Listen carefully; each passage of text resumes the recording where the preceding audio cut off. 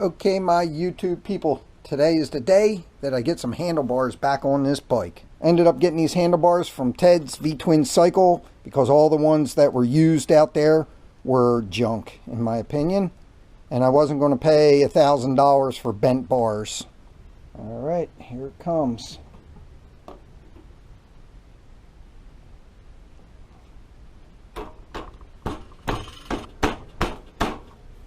Alright, I believe it to be all the way down, but just so I know for sure, it is. Now to have the bars on, you put the cover on, and then the nut. This nut's 1.5 inches. Alright, now this goes on to the damper rod. I was going to lift up on it. And this is what adjusts your dampening.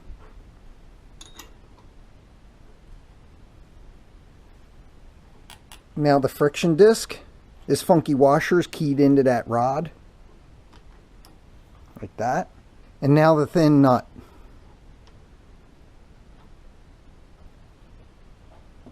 To tighten a thin nut, it's 1 1/8 inches.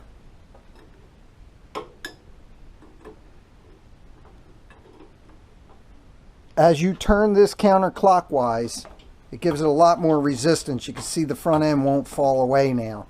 Now if I turn it clockwise, you can see that it falls away no problem. So that way, and it's a little bit does a lot there. So that's how that works. A little bit does a whole lot. So you just get a little push and it tightens that up. So when you're going down the highway, you don't get the high-speed wobbles or anything like that. And that's how you install the bars. Next thing I'm going to do these handlebars, install the pinch bolts, and this is a Parkerized kit from V-Twin. Part number 9508-4T. They go here and here. A little bit of blue Loctite on those.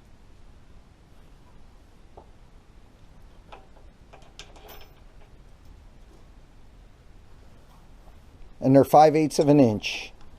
I try to face the split and the lock washer down, and hopefully it stays there. That way it doesn't look as bad when you're looking from up here. Now if that one's tight, I'll move on to the other side.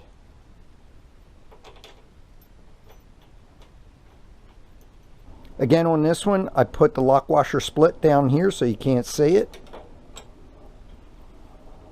Alright. Now to tackle the wiring. Figure out the wiring. I'm going to strip back on each one of these wires. The only wiring on the bars is the horn and the high-low beam for the light. So you have 4 wires.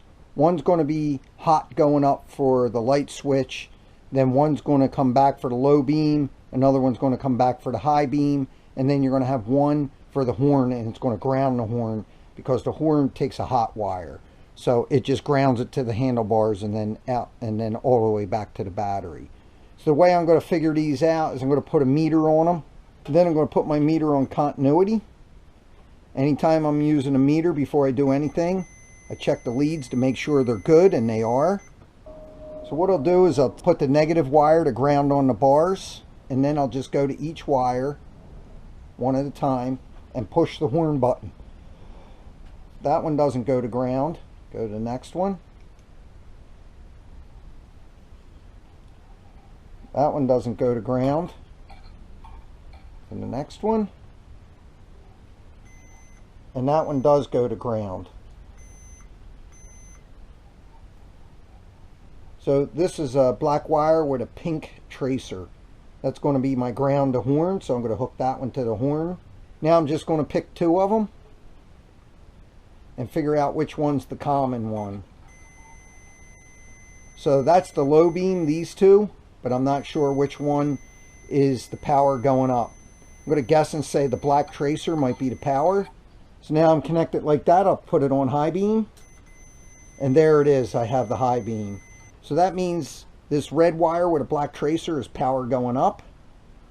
The black wire with a red tracer is the high beam, and the red wire with a white tracer is the low beam.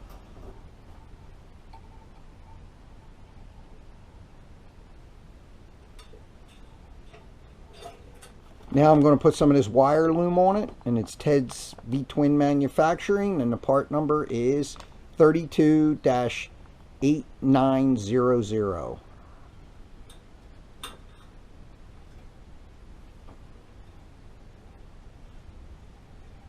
Before I put the headlight on, I'm going to hook the 2 wires to it first.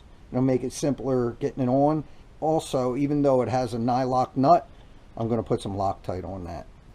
So first I'm going to wire the low.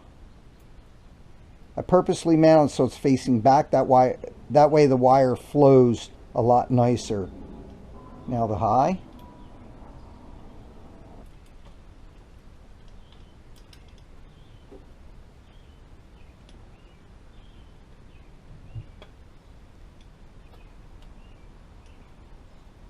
Now you can see that, even though it has a nylock, a little bit. Since this stud provides the ground for the light, I don't want to put too much Loctite on it. Now I'm going to put the top mounting bolt into the bracket, and then I'll adjust where the light sits. Some Loctite on the mounting bolt.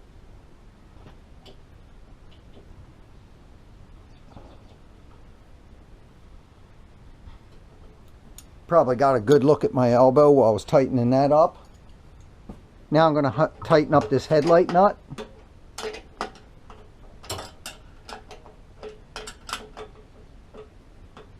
Now I'm going to tighten the lower bracket nuts.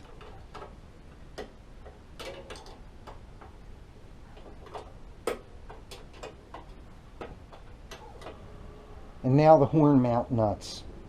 So there you have it, all the wiring done, the horns mounted up and the lights mounted up. And I'll check this further once there's a battery in the bike. I can't connect the cables till I get the carburetor on the bike and I get the distributor on the bike. I'll show you how that's done when I get to that part. Thanks for watching. Please don't forget to like and subscribe. Thanks.